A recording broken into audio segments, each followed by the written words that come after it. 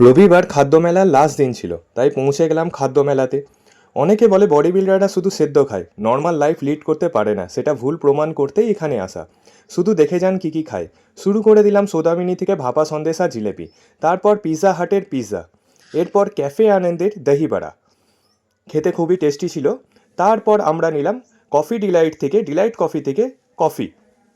এরপর খেলাম আমরা লোট্টে মাছ ভাজা ফ্রাইড মোড় থেকে, সফট ক্রাঞ্চি আর টেস্টি ছিল। এরপর এলাম টেস্ট অফ মুম্বাইতে বার্গার নিতে, টেস্ট ভালো ছিল।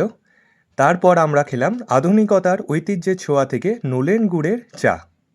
শীতকাল বলে গরম গরম খুব ভালোই লাগছিল। এরপর বানি মোমোস থেকে আমরা নিলাম চিকেন মোমোস, টেস্ট ভালোই ছিল।